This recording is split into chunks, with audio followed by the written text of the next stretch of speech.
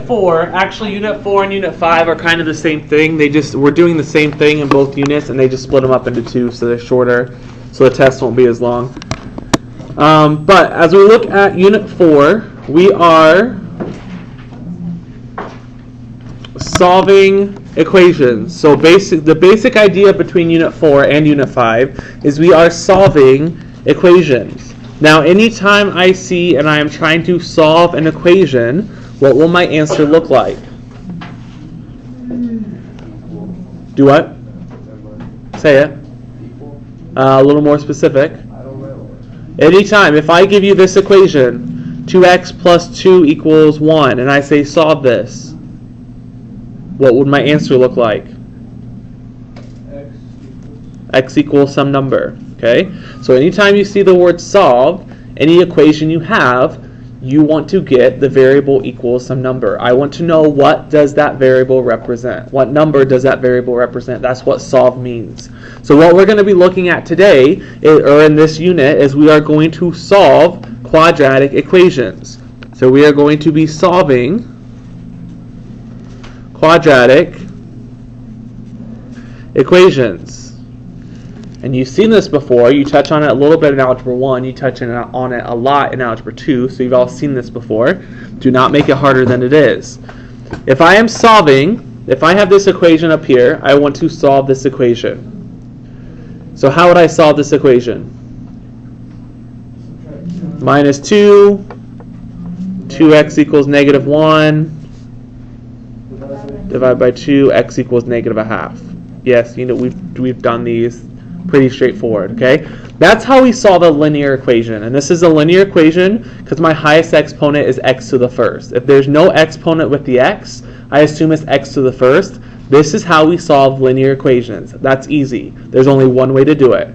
Use opposite operations, get x alone, x is equal to a number. Solving a linear equation like this is easier than solving a quadratic equation. When I refer to a quadratic equation, what does that look like? What's different about a quadratic equation as opposed to one like this, where it's a linear equation? A little more specific. It kind of has multiple variables. Nope. Quadratic. What makes a linear equation, like what we know you've been doing since middle school, different than a quadratic? We talked about a quadratic polynomial. How did I classify a quadratic polynomial? Quadratic polynomial was when the highest exponent was a what? 2. So a quadratic equation is something like this. Let me just use something like this. A quadratic, you've seen the word quadratic before when you were classifying polynomials. That means your highest exponent is 2. So a quadratic equation just means your highest exponent is 2 and you have an equal sign. So we are now solving quadratic equations. Instead of just having x to the first power, I now have x squared. And adding that x squared, making it a quadratic equation, makes it trickier to solve. So now it is going to be harder to solve a quadratic equation. It's not just going to be as simple as using opposite operation and subtracting 2 and dividing by something. Okay? You're going to have multiple ways to solve quadratics, and we're going to do it step by step. The first way we can solve a quadratic, this is way number 1. I'll just put way so you don't get confused. This is the first way to solve a quadratic. And we're going to talk about today. This is the easiest way if you can use it. This is solving quadratic using the square root method. Okay, there are a total of 4 ways to solve a quadratic. We'll see if we get to the 4th way. But the difference is, instead of just having one way to solve an equation like we've done up to this point, now you're going to have to kind of choose which way to solve it. But we are still trying to get x alone. So this is the first way I'm going to teach you. This is called the square root method. Okay, a couple things to remember. Here's kind of a pointer. Only works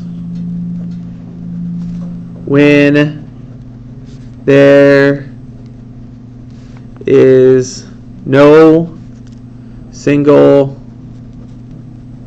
x term. So there there is kind of a asterisk you have to remember with the square root method. It's the easiest if you can use it. It only works when there is no single x term.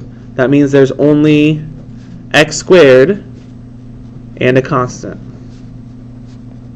And we'll explain what this means. So if these words kind of are confusing to you, don't worry too much about this. As we look at examples, we'll explain what that means. Square root's the easiest. However, you cannot have a single x term. So only x squared and a constant. Okay, let's go ahead and let's look at an example. And your directions will say solve. So the directions on the homework will say solve. So let's say I have something like this. X squared minus 4 equals 70. First of all, as I look at this, why is this a quadratic equation? There's an x squared. Do not make that harder than it is. I know a quadratic is a fancy word and always stresses people out. All that means is that I have an x squared instead of just an x. So now I have an x squared. So I'm going to say, okay, there's multiple ways to solve a quadratic. If I want to solve, that means I want to get x alone. There are multiple ways. First way that we're talking about today is using the square root method. It only works if there is no single x term. So as I look here, do I see an x to the first power? No, I see x squared. I see a constant, which is negative 4, and then a 70. A constant means there's no x with the number. So I see an x squared, I see a constant, negative 4, and I see a constant, 70. So I can use the square root method. So that's what you have to look for in order to use the square root method.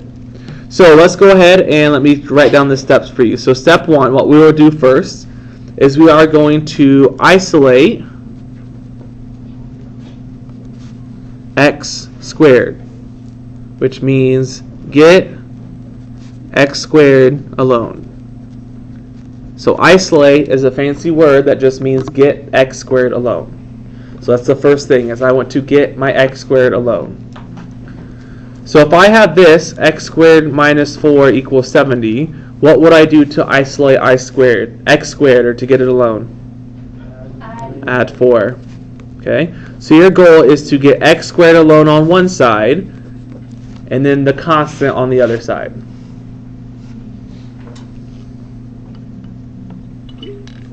Okay, that's kind of similar to equations we've done before. That's step 1. Step 2, you may already know how to do this. I want to get x alone. That's what solving means. I need to get rid of the square, the exponent of a 2.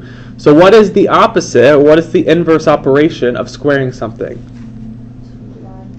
Take what? Someone said it. We're not multiplying, so it's not dividing. Nope. Square root. So the opposite of squaring something to the second power is to take the square root. So we're going to take the square root of both sides. So I'm writing these steps down. You don't have to, we're not going to write them down after the first example, just so you can see, go back and kind of read what we're doing. So I have x squared equals 74. X squared is isolated. It's alone. So to get rid of the exponent of a 2, we're going to square root both sides.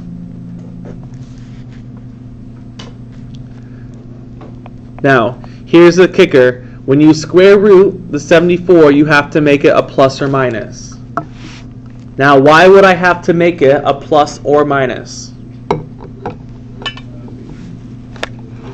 Why could it be a positive or negative? Say it. Someone almost said it. Do it. Right. My answer is going to be squared. If I square positive, I get back 74. If I square negative, I also get back a positive 74. So I can square either a positive or a negative and get back 74. Okay, on your calculator, if you don't have one, go grab one. On your calculator, we're going to get decimals for most of these. Sometimes you'll get half perfect squares, but not always.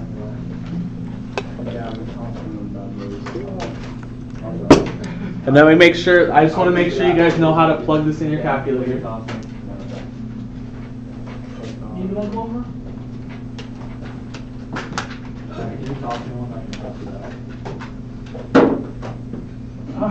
need a calculator. You're trying to swap it. Did you see that? It's not in my house. No, you didn't even touch it. I pulled it back. I would have if you were throwing it. Well, I was primed and ready, but... It, so no, dude, you're trying to swap. I did this. He's like... He would have dropped it. He would have had it. Square root of 74, so plug that in your calculator. So it's the square root button it's above the x squared. So you do second x squared, square root of 74. Round to 3 decimal places. Just round to 3 decimal places, that's fine. I'm not really too picky what you round to, but 3 is a good number. 8.602. So plus or minus 8.602. That is solved because x is alone. So whether you're solving a quadratic or a linear one, like we did at one of the first units, solving means to get x alone. Now, how many answers do I have? How many answers do I have? 2. A positive 8.602 and a negative 8.602. Quadratics, you will usually have 2 answers. You may not have any answers. You may get no solution. We'll look at one of those. You may also get only 1 answer, but usually you will get 2 with quadratics. Okay? Any questions on that? Okay, let's look at a couple more examples like these. Let's look at here. We're not going to write the steps anymore, but you can go back and look at them. Let's say I have one like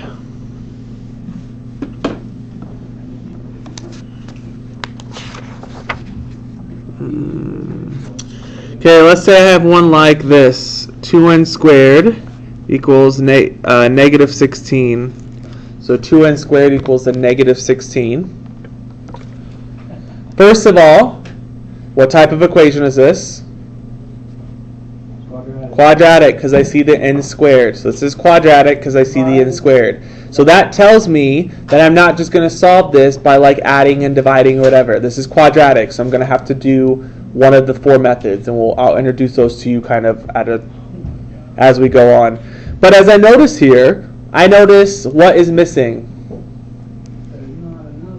There's not an n. It's just n squared and then the 2 and the negative 16. Since there's not a single n, we can use the square root method.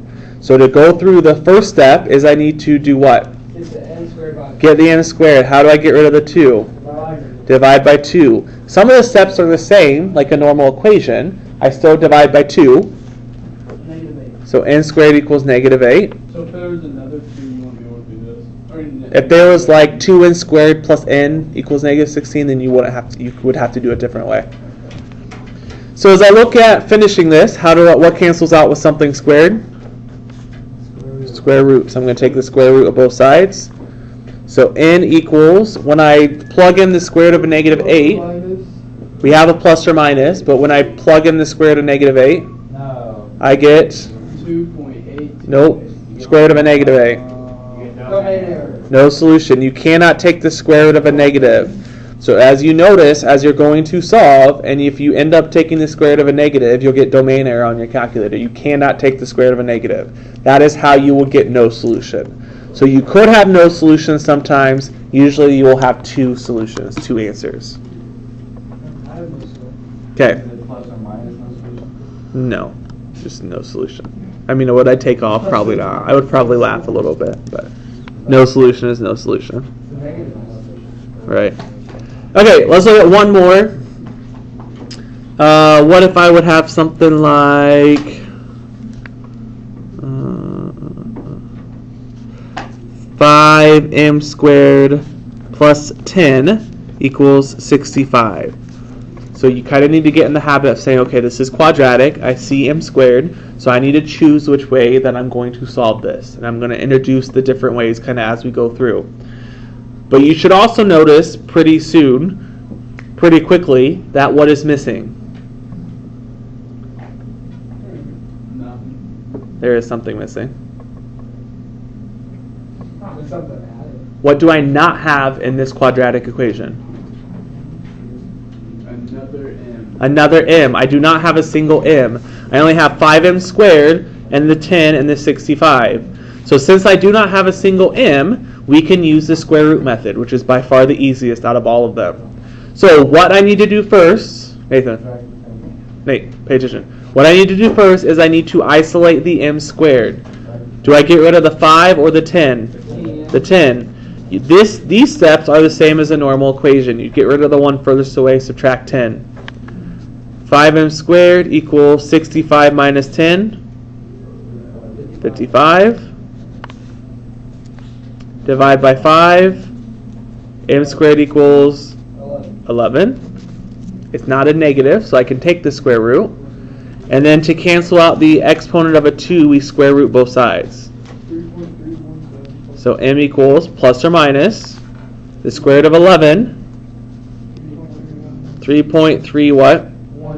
17. So if that 10 has an m, would you do the square root? No. And we will see some examples of those. Okay? Any questions on those? Okay, just a second. Okay, let's go ahead. We'll probably do one more lesson today.